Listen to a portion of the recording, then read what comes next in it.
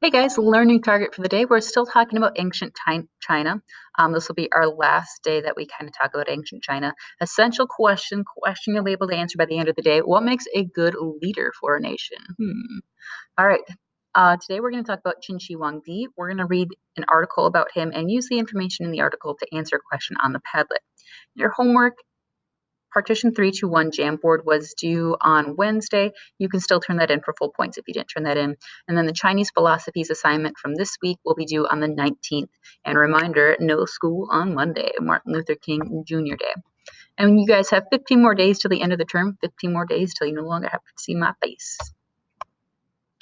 All right, so we've talked very, very, very briefly about Qin Shi Huangdi. He ruled in China in 259 to 210 BCE, and he really liked the idea of legalism, and he used that during his rule. Legalism was a little bit more strict versus Confucianism that was a little bit more lenient, we'll say.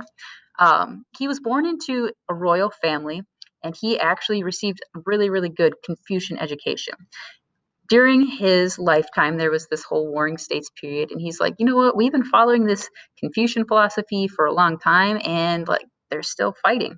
So he's like, this Confucian stuff isn't working. I'm going to do some different stuff.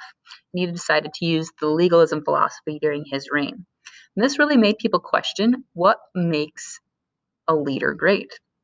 And this is a question that's really transcended through time and space. Like we use this currently and question our own leadership in our own country throughout our entire American history, including right now at this very moment. So even though this happened in ancient China, like a long, long time ago, the question itself is still really relevant.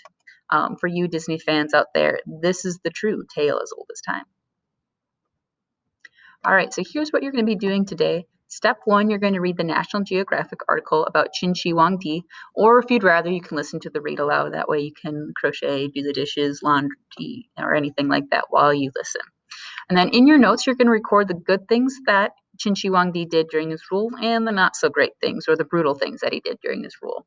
And step three, you're going to use your notes to complete the Padlet. The Padlet's focused on answering this question: was Qin Shi Huangdi a tyrant or a great leader? When you open up your Padlet, it'll look something like this. You have the question right here, directions, and then here are two sample posts. If you think he's a tyrant, you'll just put tyrant as your title. If you think he's a great leader, you'll put great leader as your title. And then we've really been focusing on including specific details and examples in historic writing. So we're going to continue that practice in this Padlet today. So make sure your response has specific details and examples from the article. And then make sure you include your name at the bottom. In this Padlet, you do have the option to give a little heart to some posts that you like, or you can also comment. That's fine too. Just make sure comments remain respectful. Good luck, guys.